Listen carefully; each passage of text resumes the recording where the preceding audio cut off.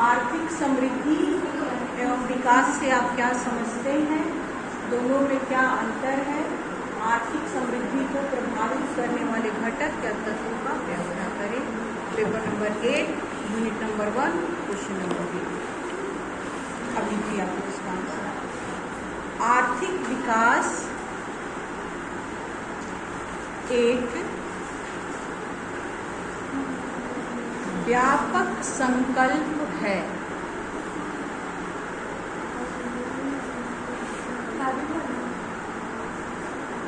अर्थशास्त्र में इसकी परिभाषा भिन्न भिन्न प्रकार से की गई है।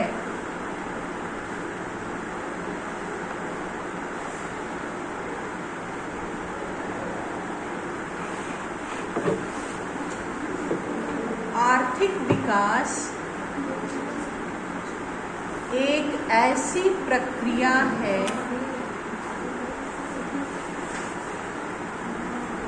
जिसमें दीर्घकाल में किसी अर्थव्यवस्था की वास्तविक राष्ट्रीय आय में वृद्धि होती है। किसी अर्थव्यवस्था में वास्तविक राष्ट्रीय आय में वृद्धि होती है। प्रोफेसर यांगसन के अनुसार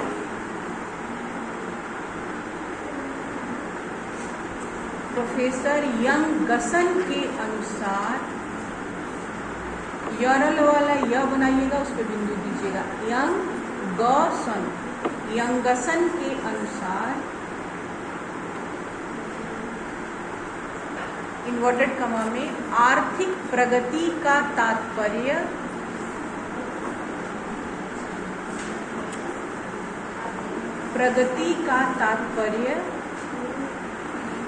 किसी समाज से संबंधित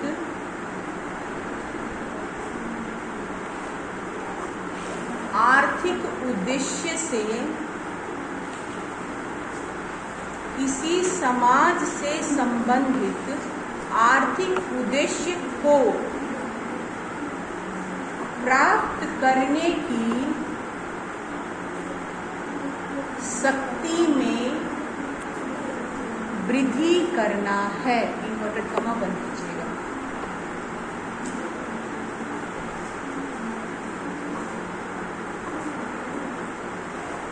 इस प्रकार आर्थिक विकास वह सतत प्रक्रिया है जिसके अंतर्गत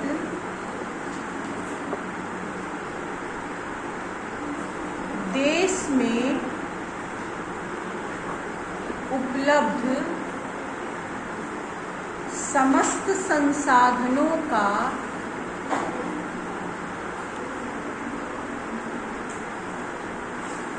कुशलतापूर्वक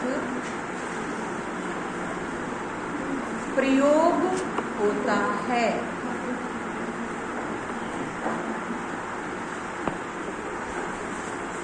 जिसके परिणाम स्वरूप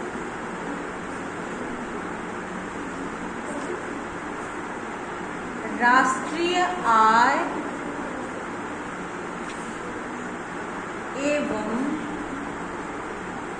प्रति व्यक्ति आय में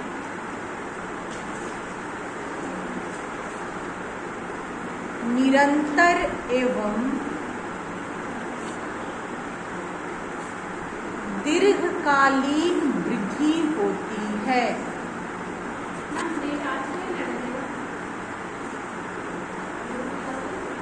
दीर्घकालीन वृद्धि होती है। आर्थिक विषमता में कमी आती है तथा सामान्य जनता के जीवन स्तर एवं कल्याण में वृद्धि होती है।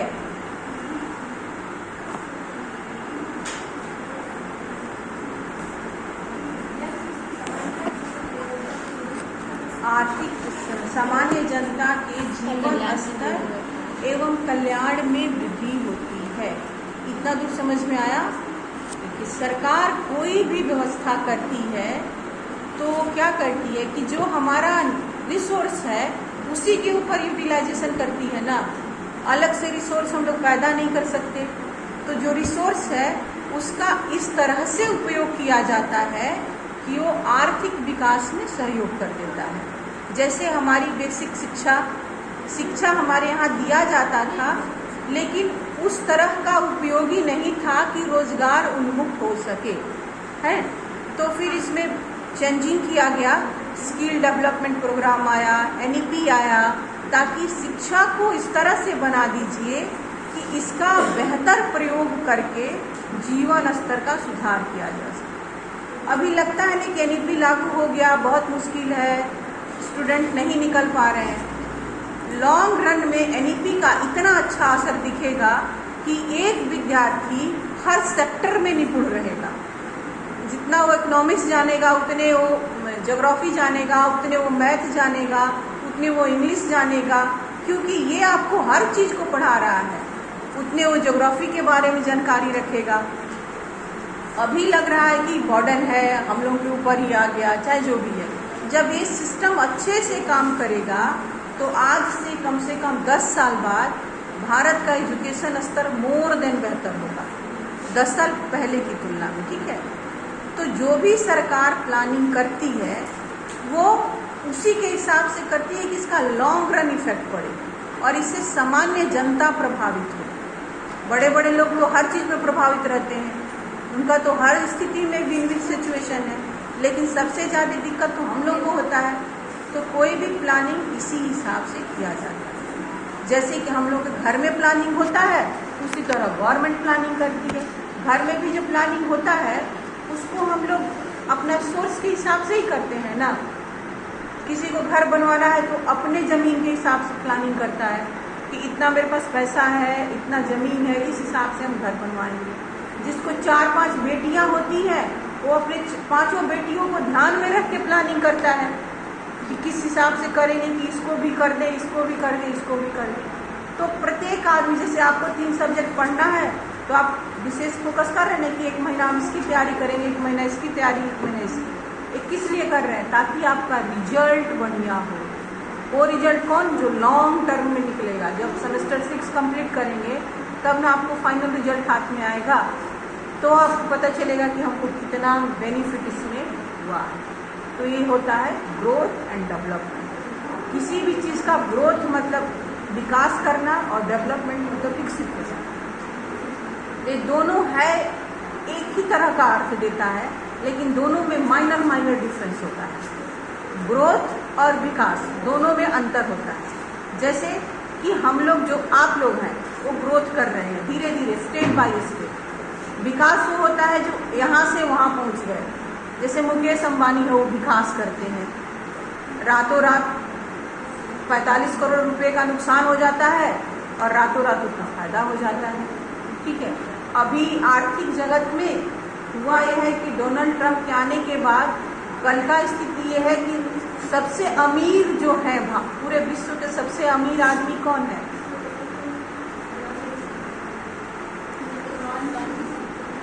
Elon Musk. उनका भी पैसे में कमी आ गया है कल रात को, ठीक है।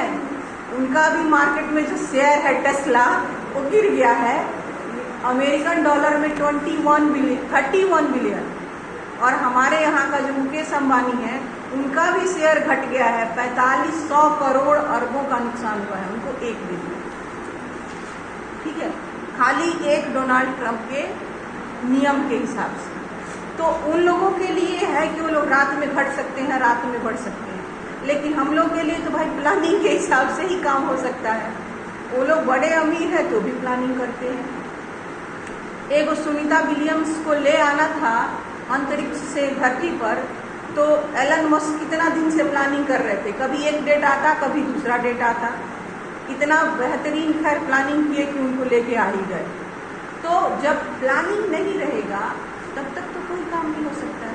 जैसे आपसे कोई पूछता है तो सबसे पहले यही पूछता है, तब आगे का प्लान क्या है ना। चाहे आप इंटर पास करके जब आते हैं तो पूछा जाता है ना कि किस लिए इकोनॉमिक्स पढ़ रहे हैं, मैंने आगे का प्लानिंग तो कुछ होगा ना, तभी तो आप सब्जेक्ट सेलेक्ट कर रहे हैं, पढ़ रहे हैं। तो बहुत लोग आप सुनिएगा अभी कोई प्लानिंग नहीं है, तो ये कौन सा बात हुआ, कोई प्लानिंग ही नहीं है, तो बिना प्लानिंग के कैसे कोई काम कर सकते हैं। आप सुबह कॉलेज जाना है तो रात को प्लानिंग करते हैं कि नहीं, थोड़ा जल्दी उठेंगे क्योंकि हमको कल कॉलेज जाना है, इतना इतना सब काम है, सब निपटा लेंगे तो फिर जाएंगे। तो ये प्लानिंग होता है। अगला टॉपिक लिखिएगा, प्लानिंग और ग्रोथ में अंतर। हम पकड़ लें? नहीं ठीक है। आर्थिक समृद्धि और आर्थिक विकास में अंतर।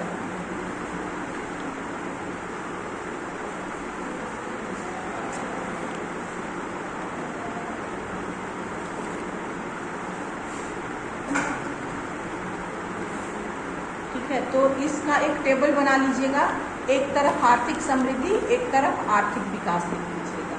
ये देखिए, ये 5 नंबर में क्वेश्चन पूछ सकता है। ठीक है, आर्थिक विकास और आर्थिक समृद्धि में क्या अंतर है।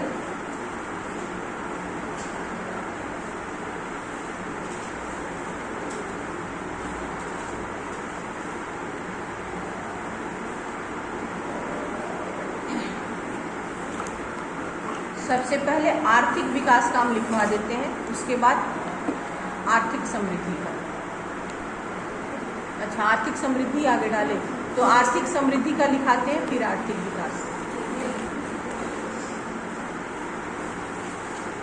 आर्थिक समृद्धि क्वेश्चन नंबर 1, अरे उसका अंतर एक पॉइंट लीजिएगा। आर्थिक समृद्धि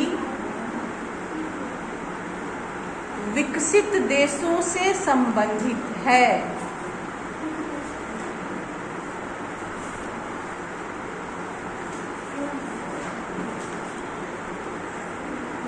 विकसित देशों से संबंधित है। नंबर 2, आर्थिक समृद्धि नियमित घटनाओं का परिणाम है।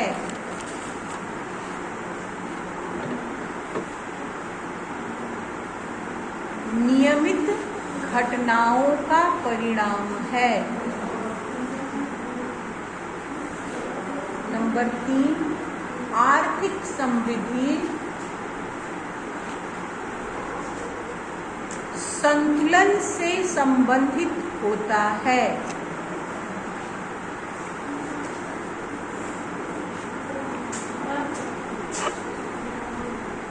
संतुलन से संबंधित होता है।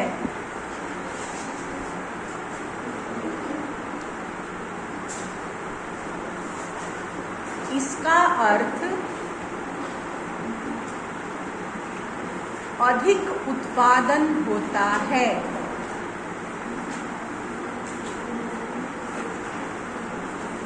नंबर 5, मम्मी 4 नंबर था। नंबर 4, आर्थिक समृद्धि स्वाभाविक और स्थिर गति वाला परिवर्तन होता है।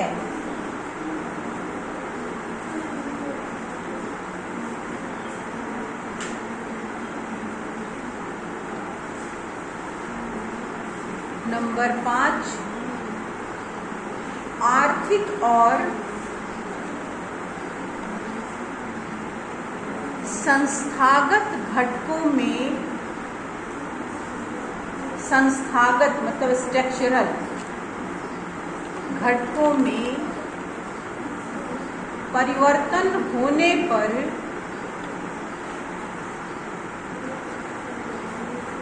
आर्थिक समृद्धि प्राप्त होता है।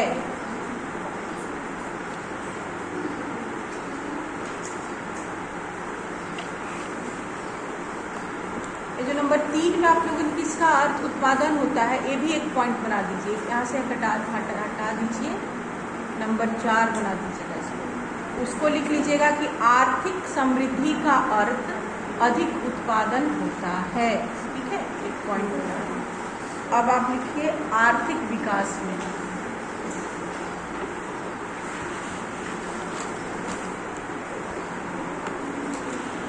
नंबर 1, आर्थिक विकास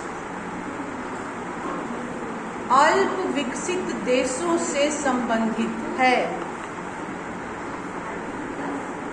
अल्प विकसित देशों से संबंधित है।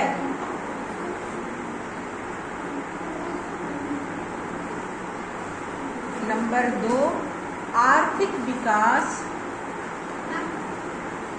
सृजनात्मक शक्तियों का परिणाम है।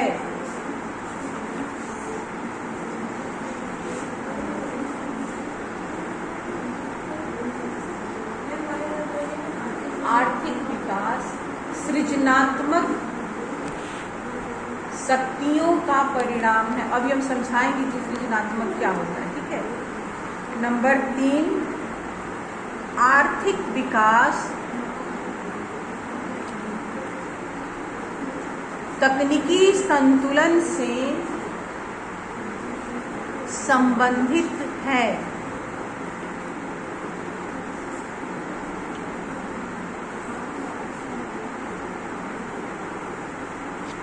नंबर 4,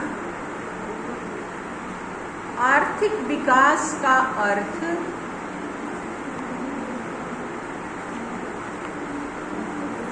नवीन तकनीक और नवीन तकनीक या नई तकनीक लिख सकते हैं, नई तकनीक और संस्थागत सुधारों से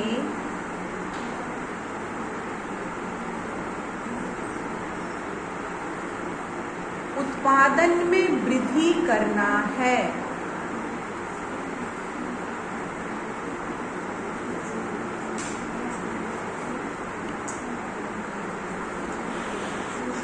नंबर 5, आर्थिक विकास प्रेरित एवं सतत प्रकृति का परिवर्तन होता है।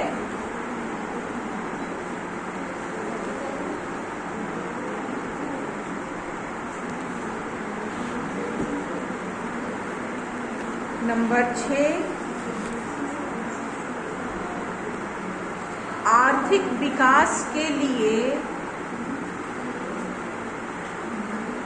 संरचनात्मक परिवर्तनों का होना आवश्यक है।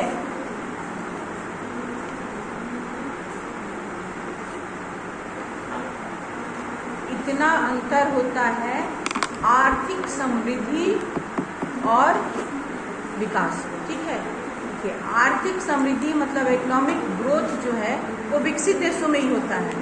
विकसित देशों में इसलिए क्योंकि उसके पास बेस बना हुआ है, उसको कोई चीज़ खोजना नहीं है, न तकनीक डेवलप करना है, न पैसे का कमी है, कुछ नहीं है, सब उसके पास है। उसको खाली स्टेप बाय स्टेप विकास करना है। तो ग्रोथ हमेशा विकसित कंट्री में होता है। ठीक है। और वो एक स्ट्रक्चरल घटना है जो घटित होगा और वो विकास करते जाएगा। जैसे कि अमेरिका के राष्ट्रपति डोनाल्ड ट्रंप अभी दूसरी बार बन के आए हैं और उनका नारा है मेड अमेरिका, एक अमेरिका। अमेरिका एक रहेगा और एक ही सामान पूरे विश्व में बना के माने सबसे पावरफुल अमेरिका, उससे आगे कोई नहीं, ऐसा उनका विचारधारा है। और उसी से प्रभावित होकर ये सारा काम कर रहे हैं। उनको अमेरिका द सुपर पावर बनाना है। अमेरिका तो अपने आप में सुपर पावर है, लेकिन उनका माने मेन फोकस यही है कि अमेरिका द सुपर पावर। तो वो तो उनके पास स्ट्रक्चरल डेवलपमेंट ऑलरेडी है, उनको तो खाली ऊपर से काम करना है और वो महान शक्तिशाली अमेरिका बन सकता है। पर हमारे पास तो ये सुविधा नहीं है ना। तो हमारे भारत में क्या होता है, ग्रोथ नहीं होता है, डेवलपमेंट होता है। हम लोग विकास कर रहे हैं और ऐसा उम्मीद है कि 2026 तक या 37 तक हम लोग विकसित हो जाए। अभी हम लोग विकसित भी नहीं है। अभी आप लोग कहीं पढ़ते होंगे चाहे लिखते होंगे तो लिखते होंगे भारत एक विकासशील देश है, ठीक है। अभी हम लोग विकास के प्रक्रिया में हैं, तो ग्रोथ तो बहुत दूर का बात है। और ग्रोथ का अर्थ होता है अधिक उत्पादन। जब अधिक उत्पादन होगा तो हमारे पास इतना ट्रेड है कि हम उस सामान को बेच सकते हैं। हमारे यहाँ तो जनसंख्या ही इतनी अधिक है कि पहले जितना उत्पादन होगा हम ही लोगों में खपत हो जाएगा, उसके बाद कुछ बाहर जाएगा। वैसे अमेरिका से जब भारत का जो ट्रेड होता है उसमें भारत बेनिफिट में रहता है, क्योंकि हम लोग भारत को सामान भेजते ज़्यादा हैं। अरे अमेरिका को सामान भेजता जाता है, भारत मंगाता बहुत कम है, क्योंकि वो लोग हमारे सामान के ऊपर डिपेंड है, हम उनके ऊपर कम डिपेंड है। और इसी का एक बहुत सारी कंट्री ऐसी है, जैसे चीन का भी व्यापार अमेरिका से सरप्लस में है। तो डोनाल्ड ट्रंप को सबसे ज़्यादा परेशानी यही हुआ है कि हम लोग अमेरिका जैसे अधिक टैक्स देता है भारत को, भारत कम टैक्स देता है। तो ये बोले कि हम अब टैक्स बढ़ाएंगे, जितना भारत लेता है मेरे से उतना ही हम भी अब लेंगे उससे। और एक घोषणा हो गया है, लागू हो गया है, 1 अप्रैल से चलने लगा है। इसके ऊपर वो रेसिप्रोकल टैरिफ इसको बोलते हैं कि माने जितना जैसा आप मेरे साथ बिहेव करेंगे वैसा हम आपके साथ करेंगे। उसके बाद अब तक अमेरिका भारत को एक सहयोग राशि देता था। तब तक ये संबंध बनाया गया था कि जब तक भारत विकसित नहीं होता है तब तक अमेरिका भारत को सहयोग राशि देगा, अब उसके विकास के लिए। लेकिन जब से डोनाल्ड ट्रंप आए उसको बंद कर दिए और बोले भारत अपने आप में पावरफुल शक्ति है, अब उसको आर्थिक सहयोग का जरूरत नहीं, वो भी बंद कर दिए, रेसिप्रोकल टैक्स लगा दिए। अब वो खाली भारत के साथ ही ऐसा नहीं किए हैं, चीन, कनाडा, कितना सब कंट्री है, वो पेपर में जो आते रहता है आप लोग पढ़ेंगे समझ जाएंगे। हम भारत का बात इसलिए कर रहे हैं कि उससे हम ही लोग को कितना ये है। थोड़ा सा नुकसान हम लोग को होगा, थोड़ा सा नुकसान हम लोग को होगा कि हम लोग का महंगाई बढ़ जाएगा, वो ऑटोमेटिक बढ़ जाएगा। लेकिन हमसे ज़्यादा नुकसान अमेरिका को होगा। लेकिन अमेरिका पर इसका प्रभाव नहीं पड़ेगा, क्योंकि अमेरिका एक पावरफुल कंट्री है। लेकिन भारत में उनके थोड़े से जो हम लोग का थोड़ा सा नुकसान होगा वो हम लोग के लिए बहुत अधिक हो जाएगा। इसके लिए अब जो हमारे विदेश मंत्री हैं, चाहे जो राजनीतिज्ञ हैं, वो कुछ न कुछ इसका अल्टरनेट खोजेंगे कि भाई क्या किया जाए जो इतना बर्डन बढ़ेगा। अब उसमें गवर्नमेंट कुछ नहीं कर सकती है, क्योंकि जब बाहर से ही सामान महंगा होकर आएगा तो आप कितना महंगाई को रोक पाएंगे? आप लोग लिख दिए?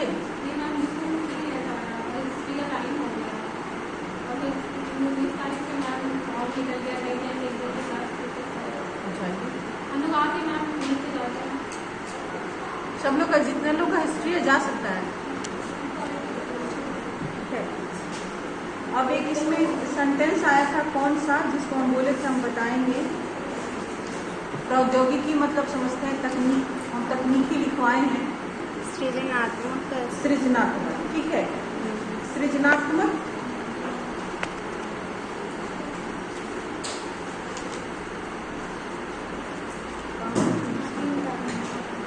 आर्थिक विकास का सेकंड पॉइंट में सृजनात्मक मतलब जो हमारा रिसोर्स है उसके हिसाब से विकास करना, ठीक है।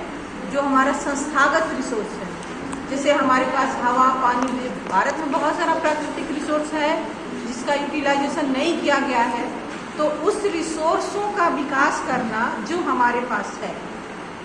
अब हम उसी के ऊपर विकास का काम कर सकते हैं।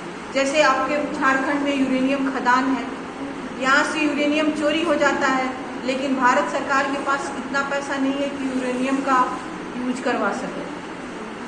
ठीक है, उसके ऊपर कितना पैसा खर्च कर दिया है, सिक्योरिटी रखा है, इतनी सारी व्यवस्थाएं रखी है। सुंदरनगर में पूरा खदान ही है, झारखंड में ही, जमशेदपुर में ही है, लेकिन इतना पैसा नहीं है कि उससे हम लोग विस्फोटक बना सकें। जिस दिन भारत विकसित हो जाएगा और बना ले, उस दिन कितना विकास होगा उसका। तो हमारे पास जो रिसोर्सेस हैं उसी के हिसाब से अपना विकास करना, ये विकास की प्रक्रिया है। ठीक है, अब अगला टॉपिक आता है, इतना दूर तक समझ गए, कोई डाउट नहीं इसमें। आर्थिक समृद्धि को प्रभावित करने वाले घटक क्या है?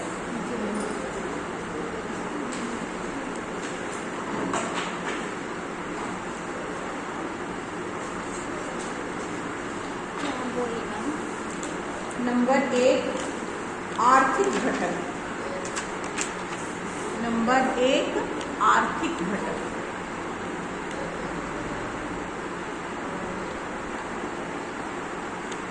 आर्थिक विकास को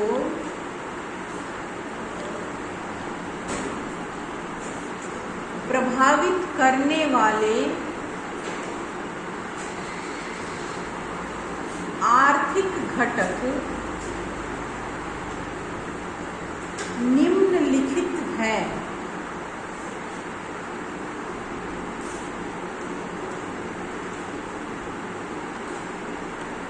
इसका नंबर 1 लिखिएगा, प्राकृतिक संसाधन। इसका हम पॉइंट लिखवाते जाए कि खाली टॉपिक लिखा के समझा दे? आप लोग लिखेंगे? लिखवा दीजिए, समझा दे खाली, जैसे आप लोग लिख लेंगे, नहीं तो लिखवा के तब समझाएंगे, क्योंकि लिखना जरूरी होगा इसका। लिखवा दीजिए। तो प्राकृतिक संसाधन में लिखिएगा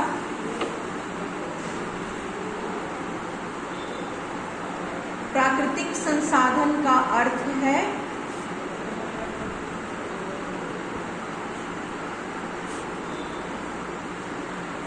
वैसी वस्तुएं जो प्रकृति ने हमको दिया है।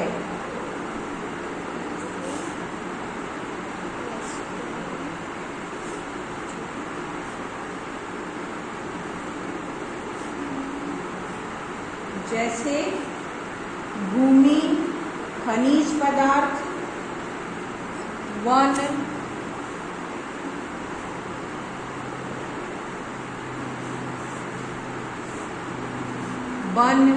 जल, वर्षा, जलवायु, मिट्टी, यानी जो भी नेचर ने हमको दिया है वो सब का। यह प्राकृतिक साधन देश के आर्थिक विकास में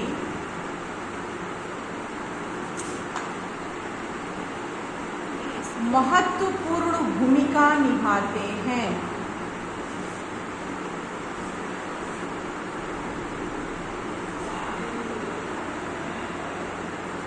इन संसाधनों का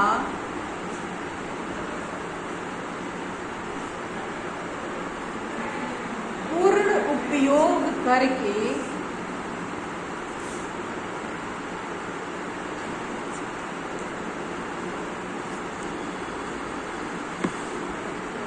आर्थिक समृद्धि प्राप्त किया जा सकता है।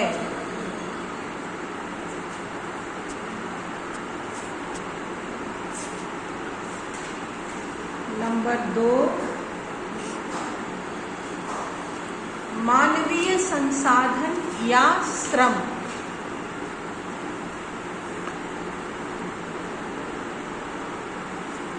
मानवीय संसाधन या श्रम। मानवीय संसाधन का अर्थ है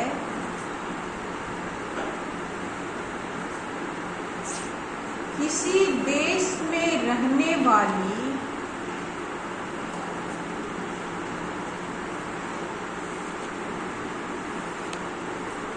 कार्यशील जनसंख्या का, कार्यशील जनसंख्या से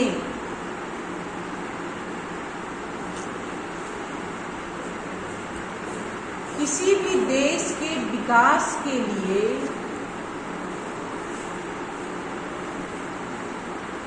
श्रम शक्ति का होना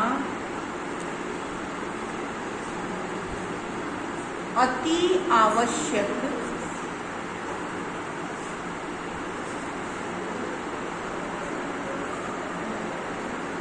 होता है।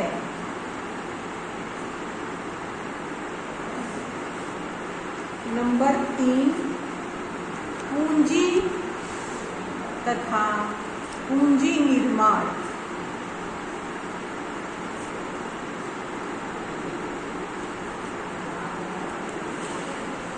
पूंजी निर्माण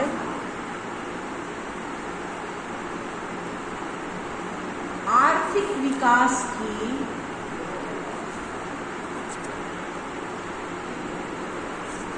महत्वपूर्ण आवश्यकता है।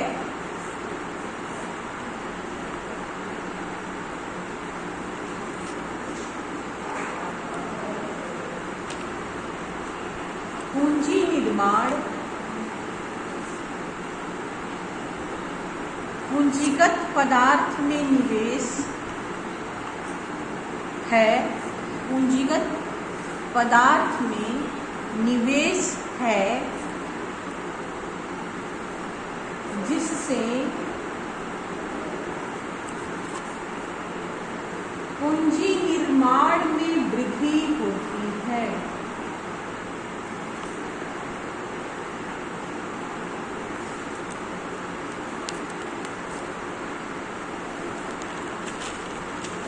नंबर 4,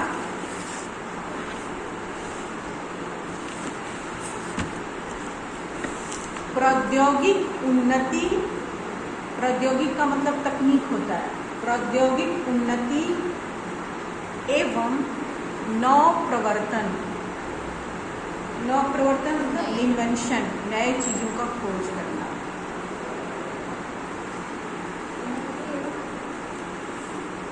क्या लिखे? प्रौद्योगिक उन्नति एवं नवप्रवर्तन।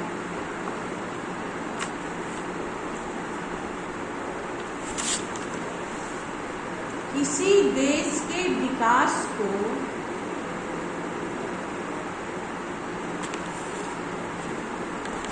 तीव्र गति प्रदान करने के लिए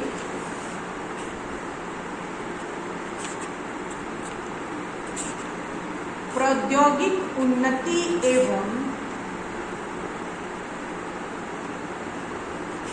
नवप्रवर्तन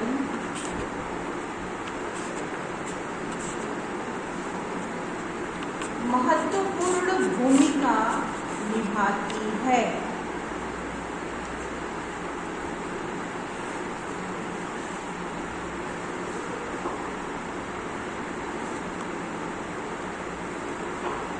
तकनीकी ज्ञान से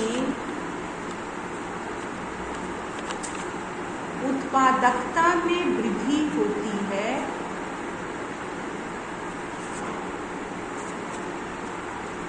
तथा आर्थिक समृद्धि होता है।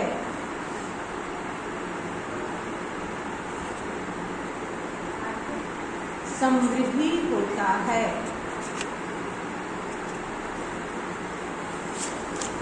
नंबर 5, उद्यमशीलता, एंटरप्रेन्योरशिप। उद्यमशीलता मतलब उद्योगपति का होना भी आवश्यक है। उद्यमशीलता किसी देश के आर्थिक विकास में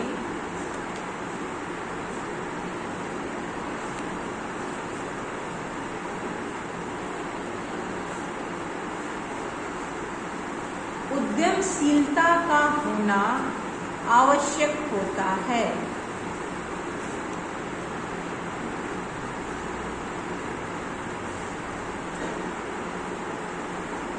ताकि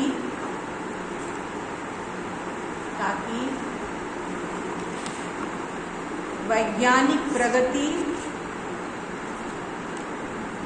तकनीकी ज्ञान,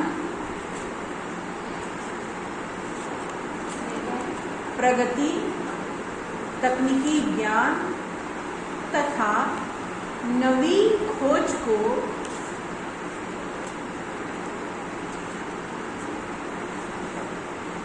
व्यवहारिक रूप में लाने के लिए व्यवहारिक रूप में लाने के लिए योग्य तथा साहसी मनुष्य का होना आवश्यक होता है।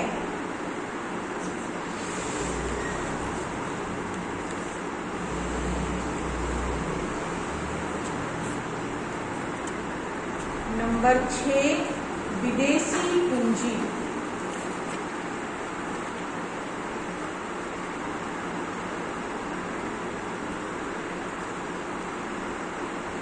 अल्प विकसित देशों के लिए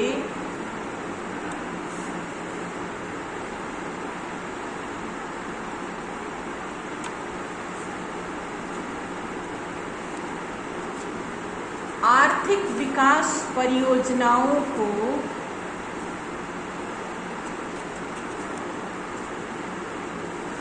पूरा करने के लिए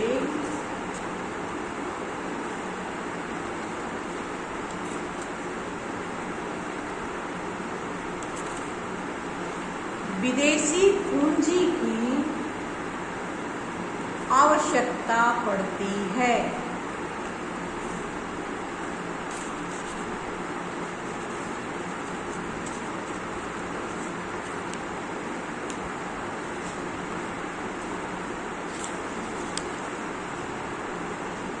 नंबर 7, मानव पूंजी।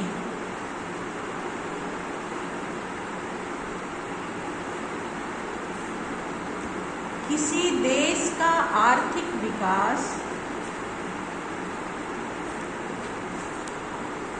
उसकी कार्यकुशल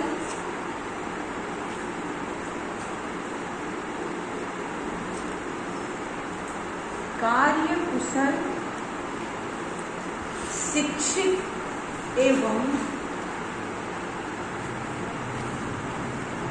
प्रशिक्षित श्रम शक्ति के ऊपर निर्भर करता है।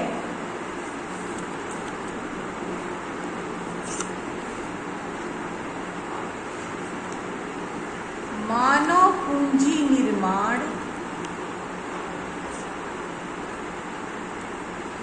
देश के लोगों का मानव पूंजी निर्माण देश के लोगों का ज्ञान, कुशलता, निपुणता एवं क्षमता बढ़ाने की प्रक्रिया है।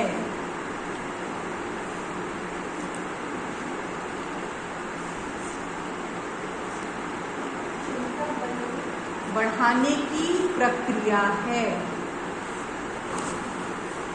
नंबर 8, शोध एवं विकास, रिसर्च एवं डेवलपमेंट।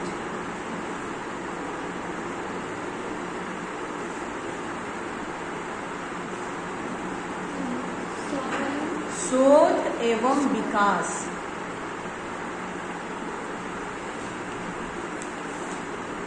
आर्थिक प्रगति में सतत सुधार के लिए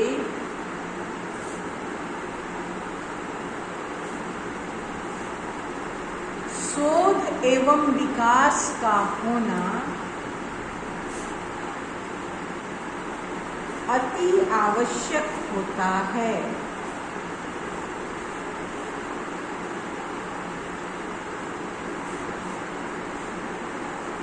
शोध एवं विकास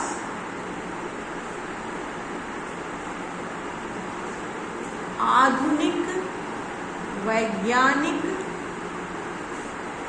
तकनीक का आधार है, आधुनिक वैज्ञानिक तकनीक का आधार है और आधुनिक तकनीक आर्थिक प्रगति का आधार है।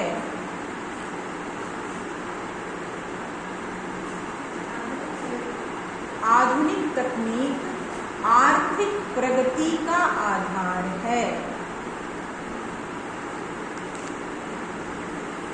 ये तो नंबर 1 का था, आर्थिक कारण था। अब नंबर 2 अनार्थिक कारण, मतलब आप क हेडिंग डाले हुए भी आर्थिक कारण था तो ख हेडिंग डालिएगा अनार्थिक कारण। ख नंबर में अनार्थिक कारण निम्नलिखित है। अनार्थिक हेडिंग डाल लीजिए बोले अनार्थिक कारण, उसके नीचे लिखिएगा अनार्थिक कारण निम्नलिखित हैं।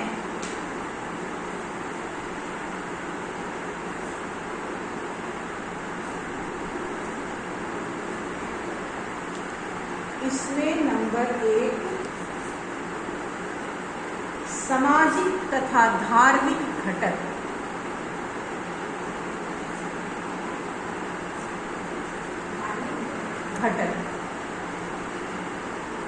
सामाजिक, इसमें लिखिए सामाजिक, धार्मिक, मनोवैज्ञानिक एवं सामाजिक, धार्मिक, मनोवैज्ञानिक एवं संस्थागत तत्व आर्थिक विकास को प्रभावित करते हैं।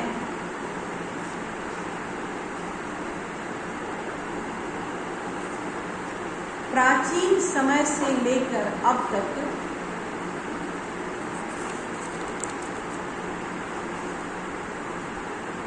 इन तत्वों से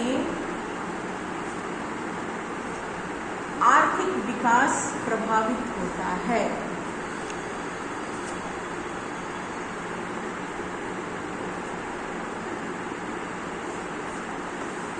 नंबर 2 राजनीतिक घटक,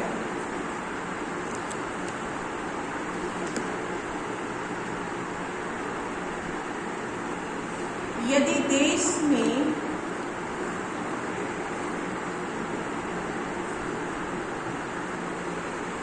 राजनीतिक स्थिरता,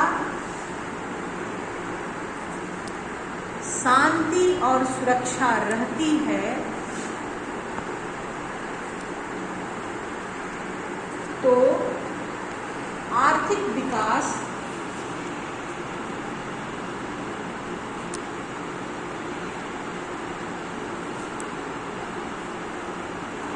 होता है। परंतु जब देश के अंदर अशांति तथा असुरक्षा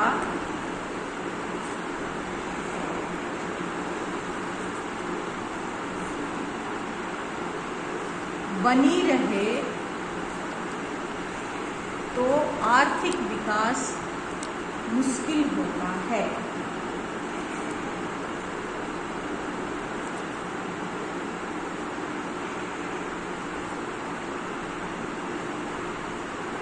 नंबर 3 अंतर्राष्ट्रीय परिस्थितियां,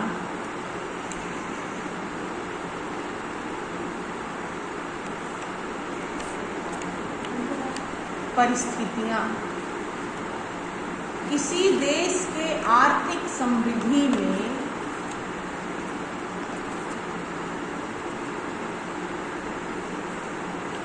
अंतर्राष्ट्रीय परिस्थितियां भी शामिल होती हैं। आर्थिक समृद्धि में अंतर्राष्ट्रीय परिस्थितियां भी शामिल होती हैं।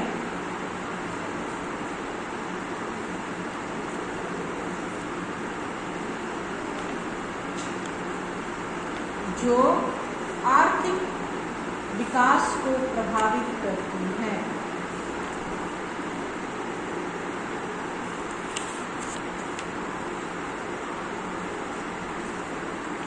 नंबर 4, विकास की आकांक्षा।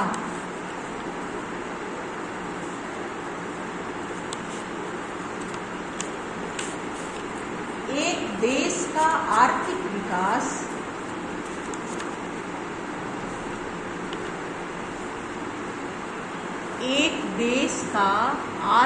विकास उस देश में रहने वाले निवासियों के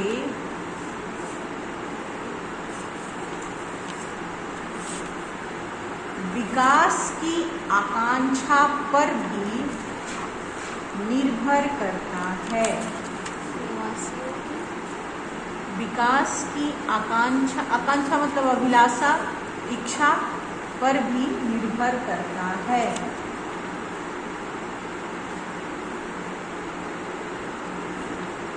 पैराग्राफ चेंज करके लिखिए। संक्षेप में कहा जा सकता है कि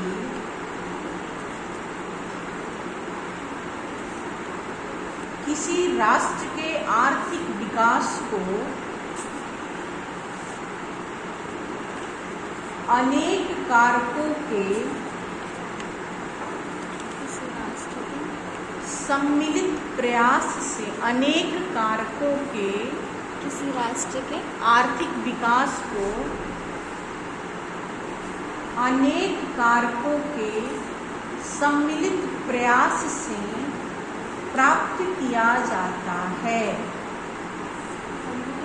प्रयास से प्राप्त किया जाता है, जिसमें आर्थिक और अनार्थिक घटक सम्मिलित हैं।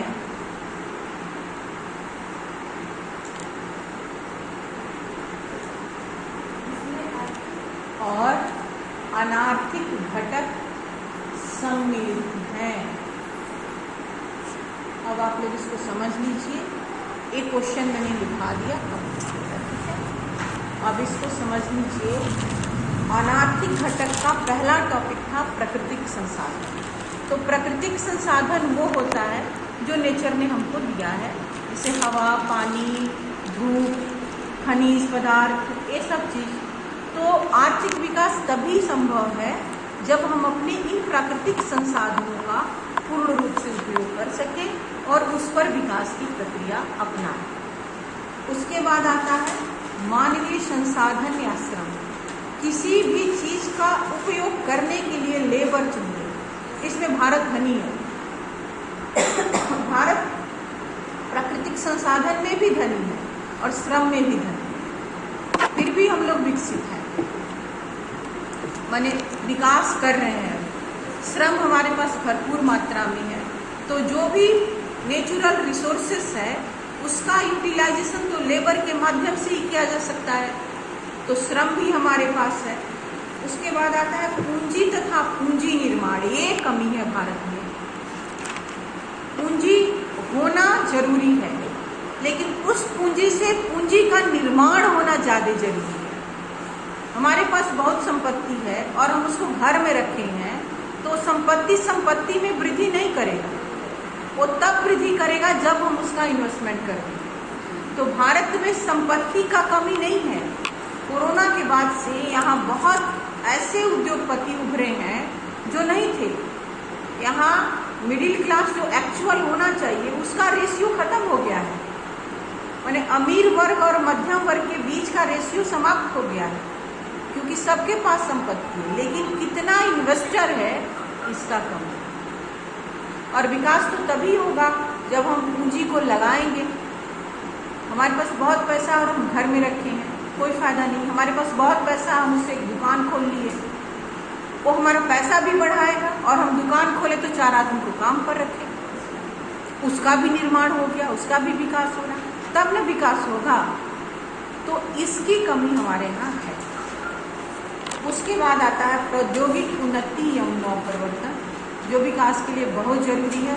टेक्नोलॉजी का होना कितना आवश्यक है ये हम लोग जानते हैं। पहले छोटा वाला फ़ोन था, पहले वो वाला फ़ोन था ड्रिंग करने वाला, फिर बटन वाला मोबाइल आया, अब तो मोबाइल ही दुनिया हो गया है। तो तकनीकी प्रगति कितना जरूरी है, और उसके साथ साथ रिसर्च होते रहना डे बाय डे। आप लोग देखते हैं ना, एप्पल का रेंज चेंज होते रहता है, कभी 6 आता है, कभी 7 आया, कभी 16, अभी 16 आया है। हाँ, तो वर्जन बदल रहा है, यानी कि कहीं ना कहीं तकनीकी डेवलप कर रहा है। अभी आजकल चैट जीपीटी चल रहा है ना, जिसमें कौन सा आर्ट आ रहा है, जिबली आर्ट, कार्टून आर्ट, क्या क्या। एक दिन हम समाचार में सुने 3-4 दिन पहले वो जिबली आर्ट के लिए कि इतना ना लोड बढ़ गया कि चैट जीपीटी जो अमेरिका में है उसका सीईओ इस बात का भाषण दिया कि हमारा जो सिस्टम है वो हैंग हो गया है। इतना लोगों में क्रेज बढ़ गया है उसके लिए कि उसका सॉफ्टवेयर, क्योंकि एक हम तो यहाँ फोटो डाले, रिक्वेस्ट भेजे, वो कोडिंग करने में उस आदमी को कितना समय लगा ये तो हम नहीं देखे। तो उसका वर्कर 2 दिन तक सोया नहीं था, वो टीवी पर उसका स्पीच चल रहा था, इसलिए वो इसको बंद कर दिया कि अब जितना हम बना दिए हैं उतने में ही बनाइए, अब हम उससे अधिक नहीं करेंगे। तो आप देखेंगे कि आप कई को फोटो एक साथ डालेंगे तो किसी एक को बना के देता है, बाकी नहीं डालता, क्योंकि उसका सॉफ्टवेयर पे इतना लोड पड़ गया। तो रिसोर्स का यूटिलाइजेशन तो खूब है, अवेलेबल हो गया तो हम खूब बना रहे हैं। मेरा बेटी 4-5 फोटो बना दिए कि सब ठीक है, वो नया नया सब चीज़ उसमें आ रहा है, वो लोग बना रहा है, लेकिन उसके पीछे काम करने वाला आदमी भी तो है, वो आदमी ही काम कर रहा है। कोडिंग तो इंसान कर रहा है, बना तो हम डाल रहे हैं, तो सिस्टम में बन के आ रहा है जो फोटो भेज रहे हैं, लेकिन उसके पीछे कोडिंग करने वाला तो बंदा है, वो कितना काम कर रहा है कि नहीं। हम देखते हैं कि मेरा बेटी बहुत सारा चीज़ ऐसे ऐसे कोडिंग में लिखती है, एक बार इंटर मारती है तो नाम लिख के आ जाता है। माने जिसका भी नाम लिखना हो तो HTML फॉर्मेट में नाम तो लिखेगी नहीं, स्लैश दे दे के कुछ कुछ लिखती है अपना और इंटर करती है, और जो बात उसको लिखना है वो डेस्कटॉप पे आ जाता है। देखिए, तो हम लोग जो टाइप करते हैं वर्ड, हम लोग खट खट टाइप करते हैं, यानी कि वो सॉफ्टवेयर कितना डेवलप है कि हम यहाँ ए बना रहे हैं तो वहाँ से उसको कोडिंग कर दिया कि ये ऐसे लिखेंगे, वो तुरंत आ जाता है। जैसे हम लोग स्पेस मारते हैं, लिख के आ जाता है, या फिर एक एक अक्षर हम लोग बढ़ाते जाते हैं, वो लिखते जाता है। तो कितना सॉफ्टवेयर की दुनिया डेवलप किया है ना। कितना आप एक अच्छा फोटो दीजिए, उसका वैसे बना के दे रहा है कि लीजिए यही आप हैं। तो प्रौद्योगिकी और उन्नति का होना जरूरी है। उसके बाद आता है उद्यमशीलता। ये सब चीज़ अभी मैंने बोला है कि कोडिंग करने वाला भी एक इंसान है। ये सब चीज़ तभी काम कर सकता है जब एक आदमी उसके पीछे काम करेगा। और एलन मस्क दुनिया के सबसे अमीर आदमी ऐसे ही थोड़ी बन गए, उतना उनके ऊपर गट्स और विश्वास था ना कि हम ये कर सकते हैं। सब लोग ऐसा नहीं बन पाता है, सब लोग बिजनेस का रिस्क लेता है, सब लोग ये सोचता है कि एक अच्छा नौकरी मिल जाए, कमाए खाएं, जीवन चल जाए, बात खत्म। और बिजनेस करने वाला लोग बहुत ब्रॉड माइंडेड होता है, ऐसा आदमी सोचता है, लेकिन ऐसा नहीं है। बिजनेस करने वाला लोग हिम्मतवार लोग होता है कि नुकसान भी हुआ तो खड़ा रह गया। उतना नुकसान एलन मस्क का हुआ है, आम आदमी का हो जाता, हार्ट अटैक हो जाए, नहीं हो जाए। अभी भारत का शेयर मार्केट गिरता है तो 2-4 रुपये आप शेयर में लगाए हैं तो देखते रहते हैं, हमारा शेयर वो तो नहीं गिरा अरे बाबा गिर गया। जैसे मेरे ससुर जी हैं, वो देख लेंगे कि उनका शेयर गिर गया तो उनका शुगर डाउन होने लगता है, शेयर का भाव गिरने लगा। अरे आप इंतजार कीजिए, आज गिरा कल बढ़ जाएगा। तो हम लोगों में ये स्थिति है, मिडिल क्लास की कमजोरी है कि हमारा पैसा डूब तो नहीं जाएगा। पहले हम ये सोचते हैं, ये नहीं सोचते हैं कि आज डूब रहा है तो हो सकता है कल बहुत कमाए।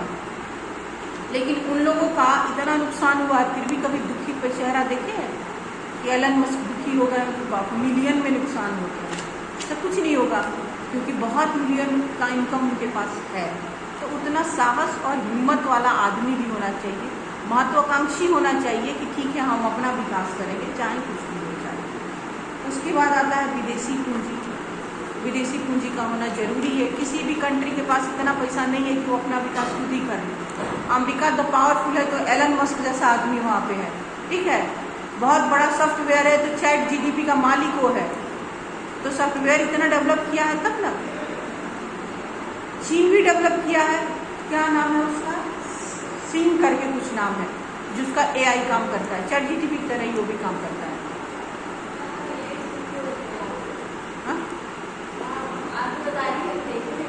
मछली बना के आता है उसका कुछ तो उसका नाम है। मानव पूंजी का होना जरूरी है। मानव पूंजी वैसा जो कार्यशील हो, पढ़ा लिखा हो, शिक्षित हो, निपुण हो। बहुत सारे जनसंख्या का होना और एक विकसित जनसंख्या का होना, दोनों में अंतर है कि नहीं? चीन बहुत अधिक जनसंख्या वाला देश था, लेकिन विकसित कंट्री है क्योंकि वहाँ का पॉपुलेशन शिक्षित है, प्रशिक्षित है, और डेवलपमेंट का काम करता है। हम लोग बहुत विशाल जनसंख्या वाले देश हैं, पर हमारे पास शिक्षण और प्रशिक्षण का अभाव है, इसलिए हम उस लेवल में नहीं जा रहे हैं। उसके बाद आता है शोध और विकास का होना। रिसर्च और डेवलपमेंट होना बहुत जरूरी है। हर क्षेत्र में जब तक रिसर्च नहीं होगा तब तक विकास मुश्किल है। उसके बाद आता है अनार्थिक घटक। इसमें सबसे पहला है सामाजिक तथा धार्मिक घटक। ये हम लोग देखते हैं, सामाजिक तत्व भी प्रभावित करता है आर्थिक विकास को, धार्मिक लोग भी प्रभावित करते हैं आर्थिक विकास को। जैसे फॉर एग्जाम्पल पहले आप बांग्लादेश को देखिए, बांग्लादेश में कितना तबाही मचा केवल धार्मिक घटक की वजह से।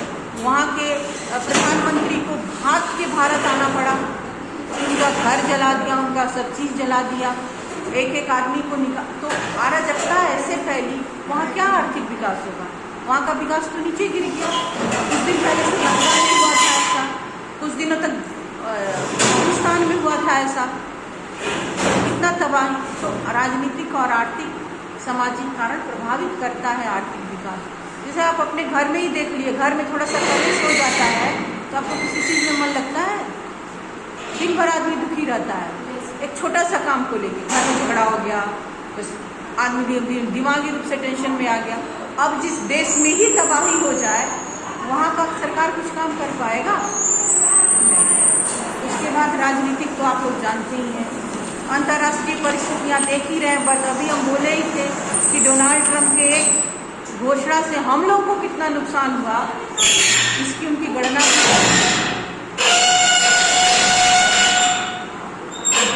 उसके बाद होता है विकास की आकांक्षा। ये सबसे इम्पोर्टेंट चीज़ है, विकास होने का इच्छा होना चाहिए। जैसे कि नरेंद्र मोदी ने, उनको विकसित करने का जुनून है, हम भारत को विकसित करके रहेंगे, है ना। तो अनेकों प्रकार का प्रयास कर रहे हैं, स्किल डेवलपमेंट चलाएंगे, मुद्रा योजना चलाए, कुछ भी करेंगे, लेकिन हम भारत को विकसित करके रहेंगे। हमको कर्जा लेना पड़े विदेशी, हम लेंगे, हमको अपने देश में कर्जा लेना पड़े लेंगे, लेकिन भारत का विकास करके रहेंगे। जैसे हम लोग बोलते हैं ना कि बच्चा लोग को कितना भी बोलिए कि पढ़ो पढ़ो पढ़ो, नहीं पढ़ेगा जब तक आपके अंदर ये जुनून नहीं आएगा हमको पढ़ना है अपने लिए। ये हो गया अनार्थ, समझ में आ गया।